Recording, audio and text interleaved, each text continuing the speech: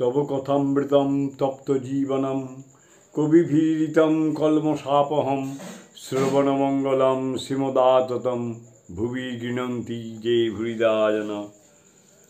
আজ শ্রী শ্রী রামকৃষ্ণ কথামৃত শ্রীমকথিত দ্বিতীয় খণ্ড, যেটা উদ্বোধন কার্যালয় থেকে প্রকাশিত হয়েছিল, সেখান থেকে ঠাকুর শ্রীরামকৃষ্ণ দক্ষিণেশ্বরের মন্দিরে ভক্ত সঙ্গে নবম পরিচ্ছেদ। এই নবম পরিচ্ছেদে দক্ষিণেশ্বরের মন্দিরে জন্মাষ্টমী দিবসে ভক্ত সঙ্গে, এই প্রসঙ্গে জন্মাষ্টমী চলছে, তাই এই প্রসঙ্গে আলোচনা বা শ্রী কথামৃত পাঠ করব। সুবোধের আগমন। পূর্ণ মাস্টার গদাধর ক্ষীরোদ নিতায় শ্রীরামকৃষ্ণ সেই পূর্ব পরিচিত ঘরে বিশ্রাম করিতেছেন। রাত 8টা, সোমবার 16ই ভাদ্র, শ্রাবণ কৃষ্ণা ষষ্ঠী, 31শে আগস্ট 1858।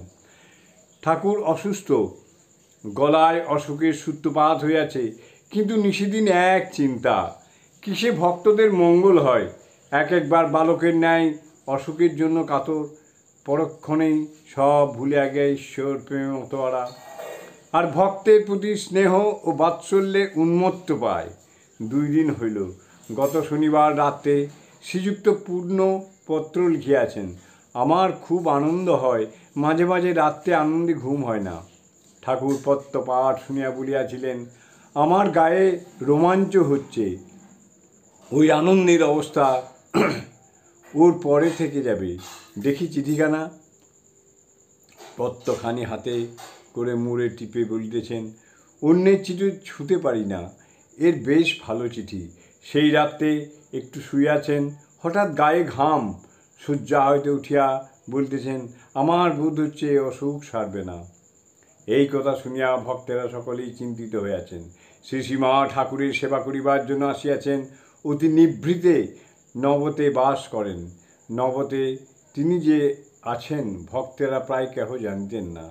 একটি ভক্ত স্ত্রীলোক গোলাপমা, ও কয়েকদিন নবতে আছেন। তিনি ঠাকুরের ঘরে প্রায় আসেন ও দর্শন করেন। ঠাকুর তাহাকে পরদিন রবিবারে বলতেছেন, তুমি অনেক দিন এখানে আছো, লোকে কি মনে করবে, বরং 10 দিন বাড়ি গিয়ে থাকোগে। মাস্টার এই সমস্ত কথা শুনিলেন। আজ সোমবার, ঠাকুর অসুস্থ রহিয়াছেন। রাত প্রায় 8টা হইয়াছে। ঠাকুর ছোট্ট খাটটিতে পেছন ফিরিয়া দক্ষিণ দিকে শিয়র করিয়া শুইয়াছেন। গঙ্গাধর সন্ধ্যার পর কলিকাতা হইতে মাস্টারের সহিত আসিয়াছেন। তিনি তাহার চরণ প্রান্তে বসিয়া আছেন। ঠাকুর মাস্টারের সহিত কথা কহিতেছেন। শ্রীরামকৃষ্ণ।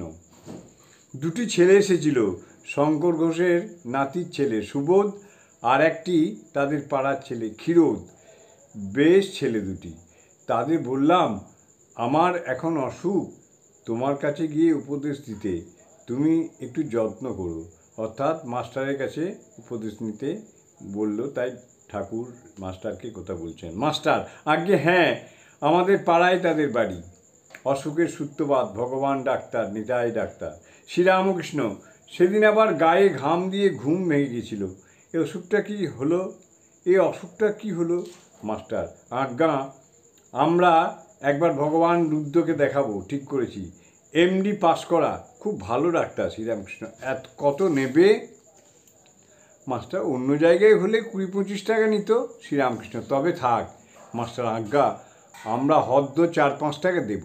শ্রীরামকৃষ্ণ। আচ্ছা, এই রকম করে যদি একবার বলো, দয়া করে তাকে দেখবেন, চলুন, এখানকার কথা কিছু শুনে নাই।